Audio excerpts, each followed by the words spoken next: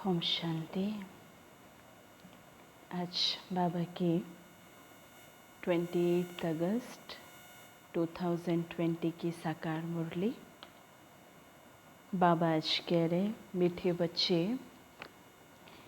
जितना समय मिले एकांत में जाकर याद की यात्रा करो। जब तुम मंजिल पर पहुंच जाएंगे तब यह यात्रा पूरी हो जाएगी। पूरी मुरली के सारांश में आज बाबा कह रहे हैं कि एकांत में जाकर के याद की यात्रा करो जब तक हम सभी आत्माएं अपनी अपनी मंजिल पर ना पहुंच जाए। आज की मुरली का प्रश्न,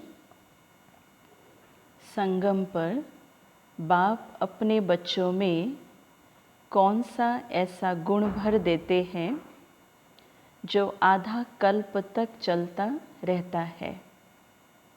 संगम पर बाप अपने बच्चों में कौन सा ऐसा गुण भर देते हैं जो आधा कल्प तक चलता रहता है।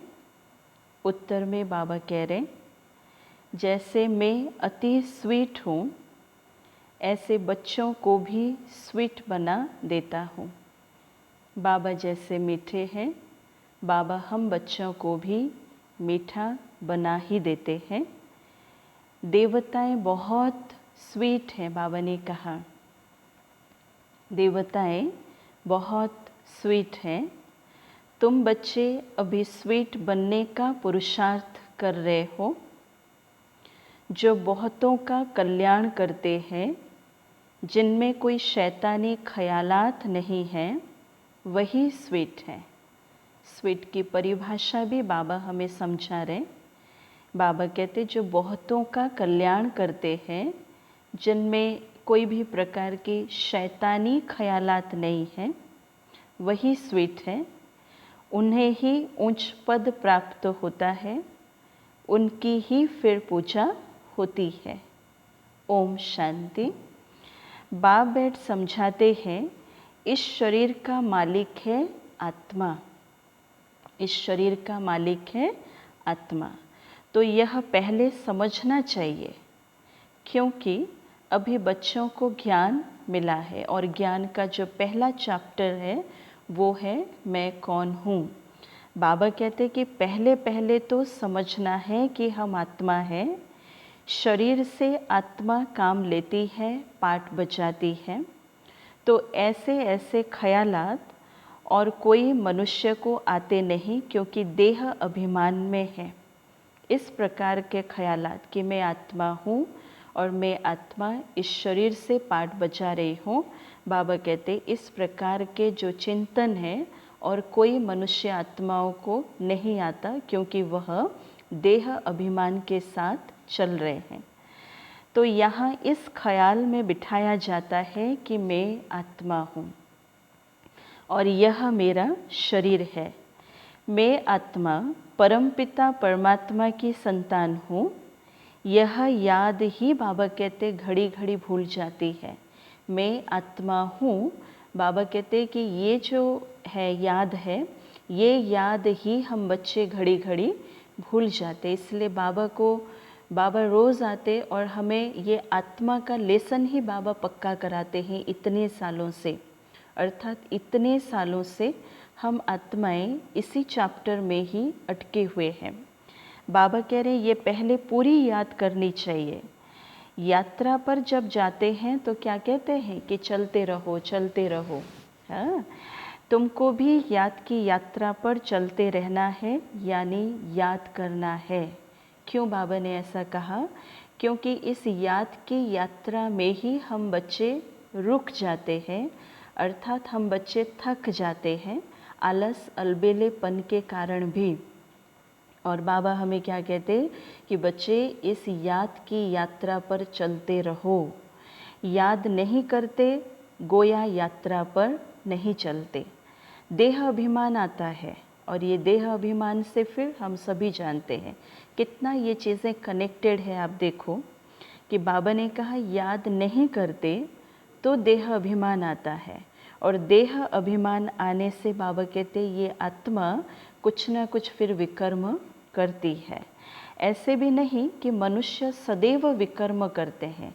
याद नहीं किया आज तो ऐसे नहीं है कि 24 आवर्स में आत्मा विकर्म करने में ही लगी हुई हो। बाबा ये नहीं कहते। याद नहीं करते तो बाबा कहते कहीं ना कहीं देह अभिमान का अंश हमें वार कर ही लेता है। इसलिए बाबा ने कहा फिर भी कमाई तो बंद हो जाती है ना, इसलिए जितना हो सके याद की यात्रा में ढीला नहीं पड़ना चाहिए। ढीले हो जाते, याद छोड़ते नहीं हैं। याद को हम आत्माएं तलाक नहीं देते हैं, छोड़ते नहीं हैं, लेकिन बाबा कहते हैं हम ढीले पड़ जाते हैं।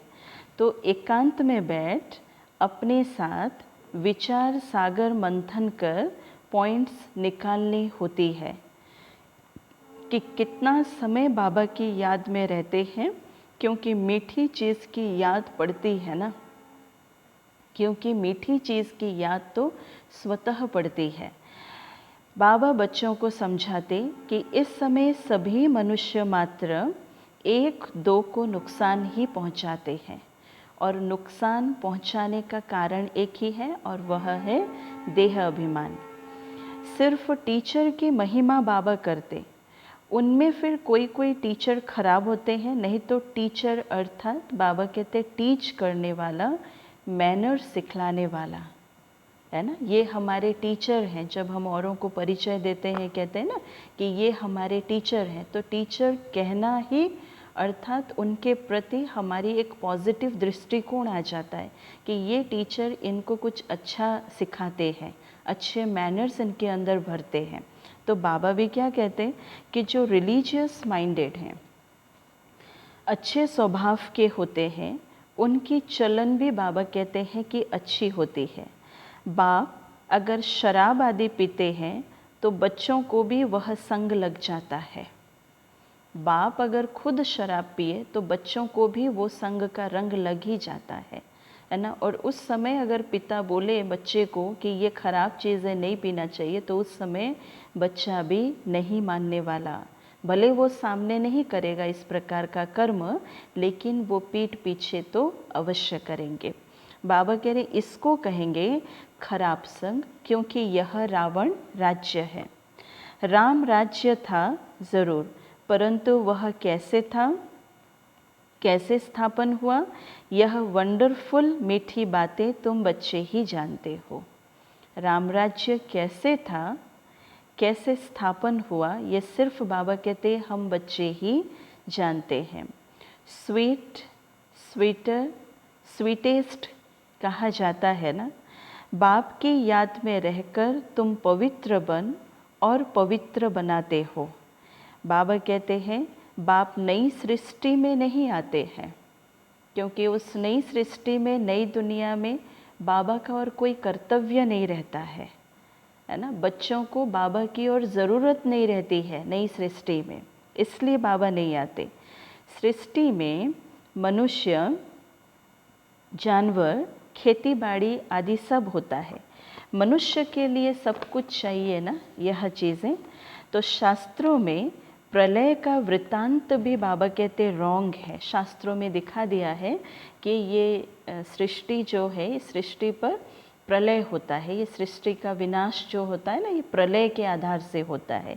अब बाबा कह रहे हैं कि प्रलय तो होती ही नहीं, यह सृष्टि का चक्र फिरता ही रहता है। तो बच्चों को आदि से अंत तक ख्याल में रखना है।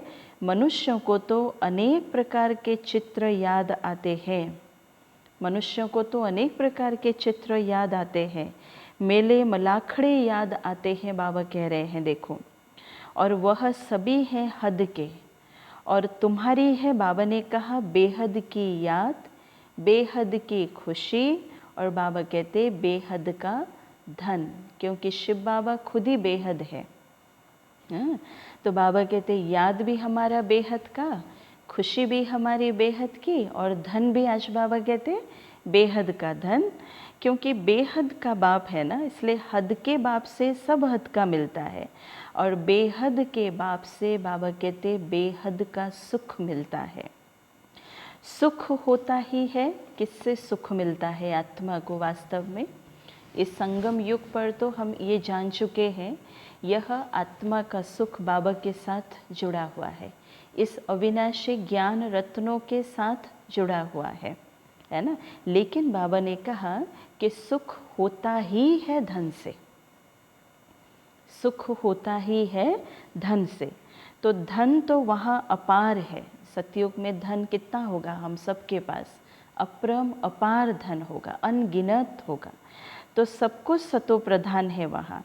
तुम्हारी बुद्धि में है कि हम सतो प्रधान थे, फिर बनना है, तो यह भी तुम अभी जानते हो। और तुम्हारे में भी बाबा कहते नंबरवार है, किस चीज़ के लिए? स्वीट, स्वीटर और स्वीटेस्ट। अर्थात हम बच्चों में कई बच्चे स्वीट हैं, कई बच्चे स्वीटर हैं, तो कई बच्चे स्वीटेस्ट हैं। अब एक बार अपने आप को देख लो, चेक कर लो कि मैं आत्मा स्वीट हूँ, कि मैं आत्मा स्वीटर हूँ, कि मैं स्वीटेस्ट हूँ। बाबा से भी स्वीट होने वाले हैं। बाबा ने आज कहा कि बाबा से भी स्वीट होने वाले हैं, वही उच्च पद पाएंगे। बाबा से भी जो स्वीट हो जाएगा, बाबा कहते वही उच्च पद पाएंगे। लगता है कि बाबा से हम स्वीट हो जाएंगे? बाबा तो स्वीटेस्ट है, अब बाबा से भी हम आगे चले जाएं, ऐसा हो सकता है? लगता है? बाबा कहते वही उच्च पद पाएंगे। फिर बाबा कह रहे हैं स्वीटेस्ट वह है जो बहुतों का कल्याण करते हैं। मीठा शब्द जो बाबा ने कहा, आज इस शब्द का परिभाषा भी बाबा समझाते हैं। बाबा ने कहा कि स्वीटेस्ट वह है जो बहुतों को कल्याण, जो बहुतों का कल्याण करते हैं। बाप भी स्वीटेस्ट है ना, तब तो सब उनको याद करते हैं। कोई शहद या चीनी को ही स्वीटेस्ट नहीं कहा जाता है ना। रूहानियत को अगर देखा जाए, रूहानी भाषा को अगर देखा जाए, तो मीठा शब्द का जो परिभाषा है तो वह संपूर्ण रीति से अलग है। यह मनुष्य की चलन पर कहा जाता है। मीठा अर्थात ये नहीं कि अंदर से, या हम कहें कि बाहर से किसी व्यक्ति के साथ हम बात कर रहे हैं तो बहुत मीठा, और पीठ पीछे बहुत कड़वेपन की भावना है उस व्यक्ति के साथ, अंदर एक जहर की भावना है ना, तो वो मीठा नहीं है। मीठा उसके बोल, सर्वप्रथम उसके बोल, उसके व्यवहार, उसके चाल चलन आदि आदि से बनता है। तो बाबा भी क्या कहते हैं ना कि यह स्वीट चाइल्ड है। सतयुग में कोई भी शैतानी बात नहीं होती, सतयुग में कोई भी शैतानी बात नहीं होती। इस कलयुगी दुनिया में भी अगर कोई बच्चा, छोटा सा बच्चा बहुत शांत है, रो नहीं रहा है, जो खिलाओ वो खा ले रहा है, जहाँ बिठाओ वो बैठ जा रहा है, तो उस बच्चे को भी देख करके हम क्या कहते हैं? ये तो बहुत स्वीट चाइल्ड है। हाँ, और बाबा कहते हैं सतयुग में तो कोई भी शैतानी बात नहीं होती। यहाँ तो कलयुग में इक्का दुक्का हमें देखने के लिए मिलेंगे ऐसे बच्चे। हाँ, तो फिर इतना ऊंच पद जो पाते हैं तो ज़रूर यहाँ पुरुषार्थ किया है। तुम अभी नई दुनिया को जानते हो, तुम्हारे लिए तो जैसे कल नई दुनिया सुखधाम होगी, हमारे लिए तो जैसे कल की बात है, कल सुखधाम है ना। कल अर्थात और बहुत सालों के बाद, और नहीं, कल अर्थात कल। तो मनुष्य को पता ही नहीं कि शांति कब थी। कहते हैं कि विश्व में शांति हो। तुम बच्चे जानते हो विश्व में शांति थी, जो अभी फिर स्थापन कर रहे हो। अब यह सभी को समझाएं कैसे कि विश्व में शांति थी? तो ऐसी पॉइंट्स निकालनी चाहिए जिसकी बहुत चाहना है मनुष्य को। विश्व में शांति हो, इसके लिए रड़ी मारते रहते, क्योंकि अशांति बाबा कहते बहुत है। कलयुगी संसार है, कलह कलेश की दुनिया है, तो यहाँ तो दुख और अशांति ही रहेगी ना।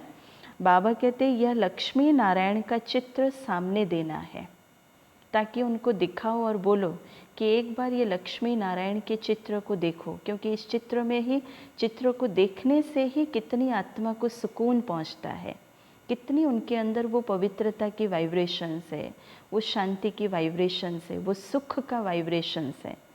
तो इनका जब राज्य था तो विश्व में शांति थी। इस चित्र को देखते हुए उनको समझाओ कि इनका जब राज्य था तो फिर विश्व में शांति थी। उनको ही हेवन डेटी वर्ल्ड कहते हैं। वहाँ विश्व में शांति थी। तो आज से 5000 वर्ष पहले की बातें और कोई भी नहीं जानते हैं, क्योंकि दुनिया वालों ने तो ये पूरी सृष्टि चक्र की आयु जो है वो लाखों लाख वर्ष में ले गए हैं। और बाबा कहते यह ज्ञान, ये 5000 साल का ज्ञान और कोई मनुष्य में नहीं है, और यह है मुख्य बात। तो सब आत्माएं मिलकर कहती हैं कि विश्व में शांति कैसे हो। सभी आत्माएं पुकारती हैं कि तुम यहाँ विश्व में शांति स्थापन करने का पुरुषार्थ कर रहे हो। तुम यहाँ विश्व में शांति स्थापन करने का पुरुषार्थ कर रहे हो। एक बार देख लो कि वर्तमान समय मेरा जैसा पुरुषार्थ चल रहा है, क्या इस पुरुषार्थ में विश्व में शांति की स्थापना हो जाएगी? विश्व में शांति की स्थापना के लिए क्या मेरा पुरुषार्थ वर्तमान समय मददगार है या नहीं? जो विश्व में शांति चाहते हैं उन्हें तुम सुनाओ। क्या सुनाओ? कि भारत में ही शांति थे। उन्हें तुम सुनाओ कि भारत में ही शांति थी। जब भारत स्वर्ग था तो शांति थी, अब ये भारत नर्क है। और नर्क अर्थात बाबा कहते कलयुग में अशांति है, क्योंकि धर्म अनेक हैं।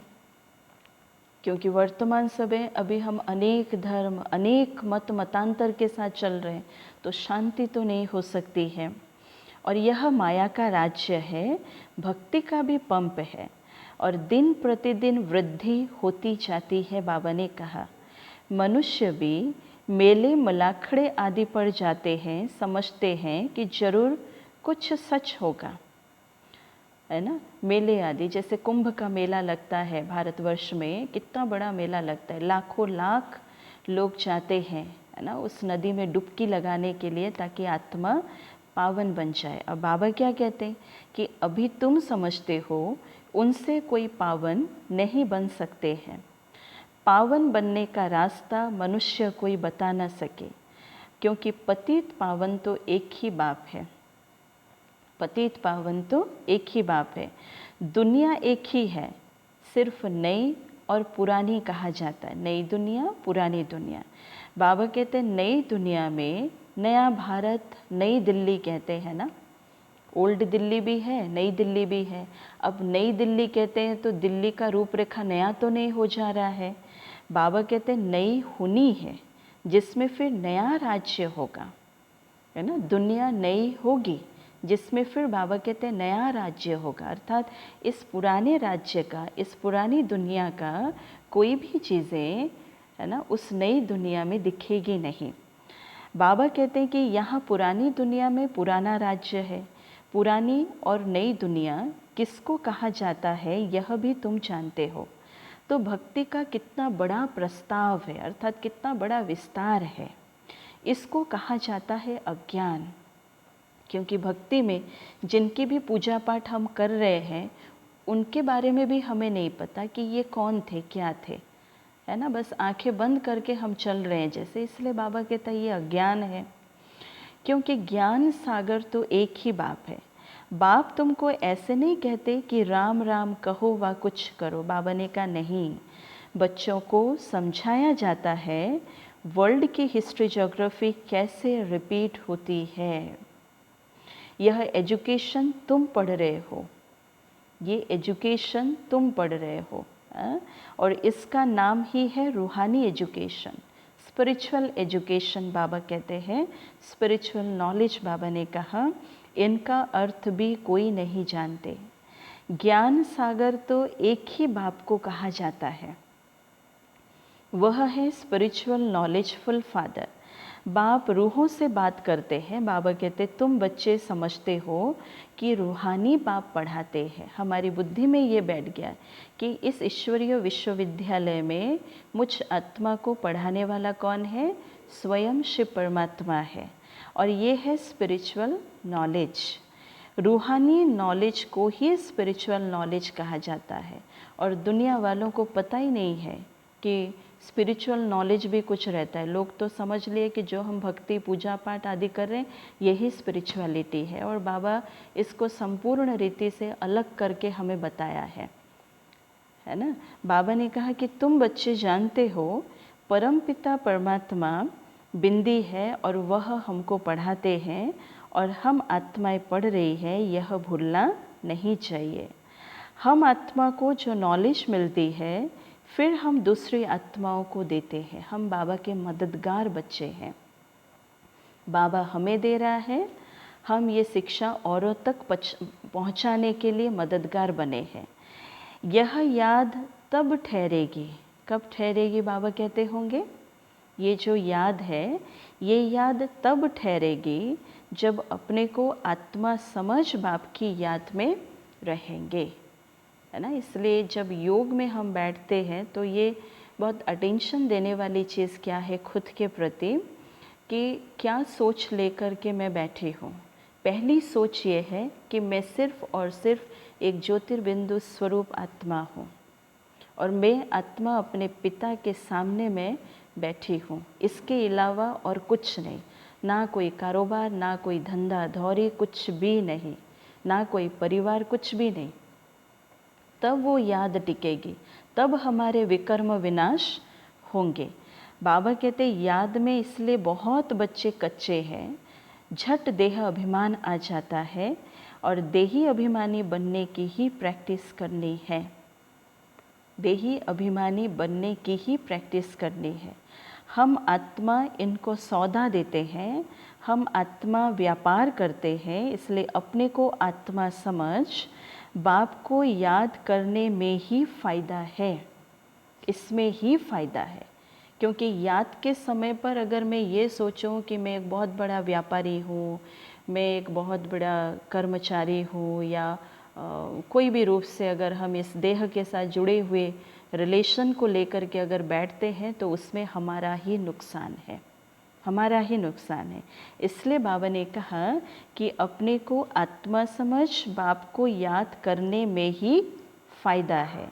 आत्मा को ज्ञान है, हम यात्रा पर हैं। इस आत्मा को पता चल गया है कि ये आत्मा एक यात्रा पर है ना। इसलिए बाबा ने कहा कर्म तो करना ही है, लेकिन ये कभी नहीं भूलना चाहिए कि मैं आत्मा एक रूहानी यात्रा पर भी बिजी हूँ है। तो बच्चों आदि को भी संभालना है और कर्म भी बाबा कहते करना है, धंधा धौरी भी करना है। धंधे आदि में याद रहे कि हम आत्मा है, बस अटेंशन किस बात की देना है। धंधा धौरी करने के लिए बाबा नहीं मना करते, लेकिन बाबा ने कहा धंधा धौरी करते हुए बाबा कहते बाप को याद करो कि हम याद, और अपने आप को भी एक बार स्मृति दिला दो कि हम आत्मा है। बाबा कह रहे हैं कि ये बड़ा मुश्किल है ना। बच्चे कह रहे हैं कि ये बड़ा मुश्किल है, धंधे आदि करते भी बाबा को याद करना, ये भी बाबा भी क्या कहते कि ये असंभव नहीं है, लेकिन बाबा ने कहा कि ये बहुत चैलेंजिंग है। अब बाबा कह रहे हैं कि कोई भी उल्टा काम कभी नहीं करना। उल्टा काम भी कब होता, बाबा ने कहा कि जब हम आत्मा है ये भूलते हैं। दूसरा वो याद भूली तो फिर बाबा ने कहा कि वो देह अभिमान की जो मायावी विकार जो जिसको कहा गया है वो फिर वार करता, और जिसके वजह से फिर बाबा ने कहा कि ये आत्मा फिर उल्टा काम करना शुरू करती है। और सबसे बड़ा पाप है विकार का, बाबा ने कहा विकार अर्थात काम विकार का, सबसे बड़ा पाप है काम विकार का, और वही बड़ा तंग करने वाला है। तो अभी तुम बच्चे पावन बनने की प्रतिज्ञा करते हो, बाबा के बच्चे बने तो सबसे पहली प्रतिज्ञा हमने बाबा के साथ क्या किया कि कुछ भी हो जाए मैं आत्मा पावन बन कर के ही दिखाऊंगी। तो ये प्रतिज्ञा, और उसका ही यादगार कौन से त्यौहार के रूप में हम मनाते हैं, बाबा ने कहा उसका ही यादगार यह राखी बंधन है, ये रक्षा बंधन है। आगे तो पाई पैसे की राखी मिलती थी, है ना। बाबा याद दिला रहे हैं, आगे तो पाई पैसे की राखी मिलती थी और ब्राह्मण लोग जाकर राखी बांधते थे। ऐसे रिवाज नहीं था आजकल जैसा बना हुआ है इस त्योहार का, रक्षाबंधन का जैसे बन गया है। पहले ऐसे नहीं होता था। जो ब्राह्मण होते थे वही जाकर के ही सबके हाथों में धागा बांधते थे, है ना। तो आजकल तो राखी भी बाबा ने कहा कि कितना फैशनेबल बनाते हैं। वास्तव में है अभी की बात। तुम बाप से प्रतिज्ञा करते हो कि हम कभी भी विकार में नहीं जाएंगे। ये है रक्षाबंधन की बात, है ना। पवित्रता ही हमारी सुरक्षा का कवच है और उसकी यादगार बाबा कहते भक्ति मार्ग में एक त्योहार बन गया है। बाबा कह रहे कि तुम बाप से प्रतिज्ञा करते हो कि हम कभी भी विकार में नहीं जाएंगे। आपसे विश्व के मालिक बनने का वर्षा लेंगे। बाप कहेंगे कि 63 जन्म तो विषय वैतरणी नदी में गोते खाए, अब तुमको क्षीर सागर में ले चलते हैं। अब तुमको क्षीर सागर में ले चलते हैं। अब जो आत्मा इस चीज़ को महसूस करेगी वही इस ज्ञान को पकड़ करके चल पाएगी। सागर लेकिन बाबा कहते कोई है नहीं, भेंट में कहा जाता है। बाबा तुलना करते हैं, है ना। भेंट में कहा गया है तुमको शिवालय में ले जाते, ये विषय वैतरणी है, या बाबा कहते ये वैशालय की दुनिया है। अब बाबा हमें शिवालय की दुनिया में लेकर के जाते, वहाँ अथाह सुख है। अभी यह अंतिम जन्म है, तो बाबा ने कहा कि हे आत्माएं पवित्र बनो, ये लास्ट जन्म, तो हे आत्माएं पवित्र बनो। फिर बाबा कहते कि क्या बाप का कहना नहीं मानेंगे, ये भी बाबा ने कहा, है ना। कई बार तो बाबा मुरलियों में क्या कहते हैं कि ये लास्ट जन्म है, इस एक जन्म के लिए तुम आत्माएं पवित्र बन जाओ। ईश्वर तुम्हारा बाप कहते हैं कि मीठे बच्चे विकार में नहीं जाओ। जन्म जन्मांतर के पाप सिर पर हैं, वह मुझे याद करने से ही भस्म होंगे। 63 जन्मों का बाबा कहते पापों का बोझा इस सिर पर है और वो भस्म होगा, बाबा ने कहा, बाबा की याद से। और कल्प पहले भी तुमको शिक्षा दिया था, कल्प पहले भी बाबा हमको ऐसे शिक्षा दिए थे। तो बाप गारंटी तब करते हैं जब तुम ये गारंटी करते हो कि बाबा हम आपको याद करते रहेंगे, है ना। जो आत्मा बाबा को याद कर रही होगी, बाबा उस आत्मा के लिए गारंटी करके कहते हैं कि तुम्हारे पापों का बोझा उतर जाएगा। इतना याद करते रहो जो शरीर का भान ना रहे। याद भी कैसी होनी चाहिए, आज बाबा कहते इतना याद करते रहो जो शरीर का भान ना रहे। सन्यासियों में भी कोई कोई तीखे बहुत पक्के ब्रह्म ज्ञानी होते हैं।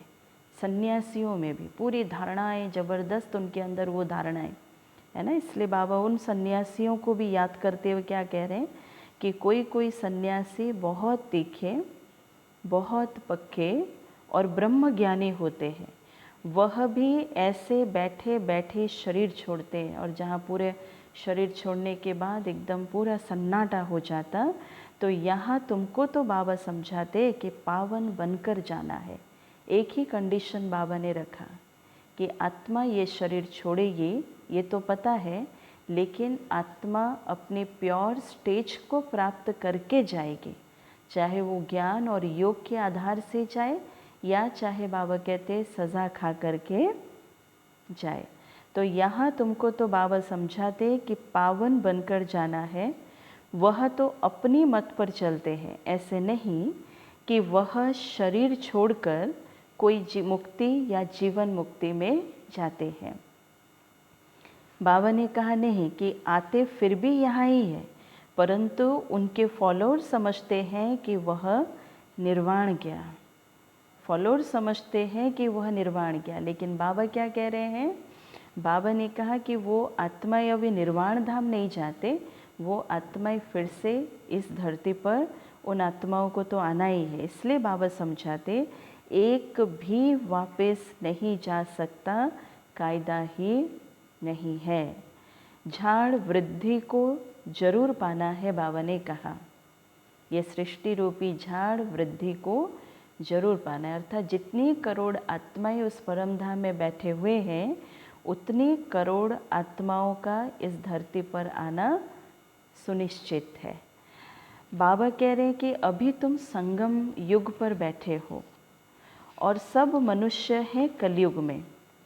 तुम देवी संप्रदाय के बन रहे हो और जो तुम्हारे धर्म के होंगे वह आते जाएंगे। बाबा ने कहा जो इस देवी देवता कुल के होंगे, है ना, उस आदि सनातन देवी देवता धर्म के होंगे, बाबा कहते वह आते जाएंगे। देवी देवताओं का भी वहाँ सीजरा है ना, यहाँ बदली होकर और धर्मों में कन्वर्ट हो गए हैं, फिर निकल आएंगे। चाहे वो कोई अलग धर्म वाले भी हो, चाहे मुसलमान हो, चाहे इस्लाम हो, चाहे सिख हो, चाहे, है ना, बुद्धिज़्म वाले हो, कोई आत्मा अगर इस कुल की होगी, बाबा कहते वो झट निकल करके इस कुल में तो आएंगे ही आएंगे, नहीं तो वहाँ जगह कौन भरेंगे। बाबा कहता है जितनी संख्याओं की देवी देवताएं होंगे, बाबा कहते उतना वो स्थान पर भी तो उतनी आत्माएं तो होंगे ना, इसलिए ज़रूर वह अपनी जगह भरने फिर जाएंगे। बाबा कहते हैं ये बहुत महीन बातें हैं जो सबको समझ में नहीं आएगा। बाबा ने कहा कि बहुत अच्छे अच्छे भी आएंगे जो दूसरे धर्म में कन्वर्ट हो गए हैं, तो फिर अपनी जगह पर आ जाएंगे। तुम्हारे पास मुसलमान आदि भी आते हैं ना, तो बड़ी खबरदारी रखनी पड़ती है। झट जांच करेंगे कि यहाँ दूसरे धर्म वाले कैसे जाते हैं। दूसरे धर्म वाले आए तो फिर उनकी दृष्टि भी आती है। अब बाबा कहते इमरजेंसी में तो बहुतों को पकड़ते हैं, फिर पैसे मिलने से छोड़ भी देते हैं। तो जो कल्प पहले हुआ है तुम अभी देख रहे हो, कल्प आगे भी बाबा कहते ऐसा हुआ था। कल्प आगे भी बाबा ने कहा ऐसा हुआ था। तुम अभी मनुष्य से देवता उत्तम पुरुष बनते हो। ये है सर्वोत्तम ब्राह्मणों का कुल। इस समय बाप और बच्चे रूहानी सेवा पर है और कोई युग में ऐसा पाठ नहीं होगा जिसमें आत्मा और परमात्मा दोनों का पाठ इकट्ठा चलेगा। बाबा कहते इसी समय पर ही बाप और बच्चे रूहानी सेवा पर है। कोई गरीब को धनवान बनाना, बाबा कहते ये रूहानी सेवा है ना। कोई गरीब को धनवान अर्थात स्थूल रीति से धनवान नहीं, लेकिन ज्ञान से गुणों से धनवान बनाना, बाबा कह रहे हैं कि यह रूहानी सेवा है। ये रूहानी सेवा बाप कल्याण करते हैं तो बच्चों को भी क्या करना पड़े, बच्चों को भी मदद करनी चाहिए। जो बहुतों को रास्ता बताते हैं वह बहुत ऊंच चढ़ सकते हैं। स्वीट का अर्थ जो बाबा ने आज समझाया, जो बहुतों का कल्याण करते हैं, बाबा कहते हैं वही सबसे मीठे बच्चे हैं और वही बहुत ऊंच चढ़ सकते हैं। तो तुम बच्चों को पुरुषार्थ करना है लेकिन चिंता नहीं। बाबा ने कहा कि पुरुषार्थ करो लेकिन पुरुषार्थ में चिंता नहीं होना चाहिए, क्योंकि तुम्हारी रिस्पॉन्सिबिलिटी बाप के ऊपर है। आज विशेष बाबा की मुरली में कितनी सुंदर सी पॉइंट है। बाबा ने क्या कहा कि तुम बच्चों को पुरुषार्थ करना है ना, पुरुषार्थ में, लेकिन चिंता नहीं करना है। बाबा कहते क्योंकि तुम्हारी रिस्पॉन्सिबिलिटी बाबा के ऊपर है। हमारा कर्तव्य हम पुरुषार्थ करते चले, ये क्यों नहीं हो रहा है, ऐसी सेवा क्यों नहीं रहे, वैसी सेवा क्यों नहीं कर पा रहे, ये सारी चिंता नहीं, या पुरुषार्थ में भी चिंता नहीं। बाबा ने कहा कि पुरुषार्थ जोर से कराया जाता है, फिर जो फल निकलता है समझा जाता है कि कल्प पहले मिसल, ये आत्मा को कल्प पहले मिसल मिला था, इतना अभी भी मिल रहा है। बाप बच्चों को कहते हैं कि बच्चे फिक्र मत करो, चिंता मत करो, सेवा में मेहनत करो। बाबा कह रहे चिंता मत करो लेकिन मेहनत करो, दोनों अलग अलग हो जाता है। अब चिंता नहीं करो बोल दिया और मेहनत भी नहीं करेंगे, ऐसा नहीं है। बिना मेहनत का हमें सेवाओं में प्राप्ति भी मिलने वाला, बैठे बैठे हमें प्राप्ति मिलने वाला तो नहीं है। नहीं बनते तो फिर क्या करेंगे, है ना। बाबा कह रहे इस कुल का नहीं होगा तो तुम भल कितना भी माथा मारो, कोई कम तुम्हारा माथा खपाएंगे, कोई जास्ती खपाएंगे। बाबा कह रहे हैं चिंता नहीं करो, हमारा कर्तव्य, बाबा ने क्या कहा, आप सिर्फ मेहनत करो और उसका भी फल की आश भी नहीं रखो। इतना मेहनत करके उनको समझाया, इतना मेहनत करके इकट्ठा इतनों को ज्ञान दिया, फिर भी कोई असर नहीं, फिर भी कोई फल नहीं है। अब बाबा भी क्या कहते, बाबा ने कहा है कि जब दुख बहुत आता जाएगा तो फिर आएंगे, तुम्हारा व्यर्थ कुछ भी नहीं जाएगा। बाबा ने कहा जो इतना मेहनत किया है ना, बाबा कहते तुम्हारा व्यर्थ कुछ भी नहीं जाएगा, तुम्हारा काम है राइट बताना बस। शिव बाबा कहते कि मुझे याद करो तो तुम्हारे विकर्म विनाश होंगे। ऐसे बहुत कहते हैं कि भगवान जरूर है। महाभारत लड़ाई के समय भगवान था, सिर्फ कौन सा भगवान था उसमें मूंझ गए हैं, है ना। बाबा कहते कृष्ण तो हो ना सके, क्योंकि महाभारत तो द्वापर युग में दिखाया गया और कृष्ण तो है ही सतयुग का राजकुमार। बाबा कहते सतयुग का जो प्रिंस है वो द्वापर युग तक फिर कैसे जाएगा उस शरीर को लेकर के। कृष्ण उसी फीचर से फिर सतयुग में ही होगा। हर जन्म में फीचर्स बदलते जाते हैं। पहले जन्म में बाबा कहते सतयुगी फीचर, सतयुगी श्री कृष्ण, लेकिन वही श्री कृष्ण जब, है ना, दूसरे जन्म में जाएगा तो वो श्री कृष्ण का रूप और नहीं होगा, क्योंकि हर जन्म में बाबा ने कहा फीचर्स बदलते जाते, क्योंकि सृष्टि अब बदल रही है। पुराने को नया अब भगवान कैसे बनाते हैं वह भी कोई नहीं जानते। तुम्हारा आखिर नाम निकलेगा, ब्रह्मा कुमारीज के नाम, ब्रह्मा कुमारीज का नाम बाबा कहते निकलेगा, नाम वाला होगा। स्थापना हो रही है, फिर यह राज्य करेंगे, विनाश भी होगा।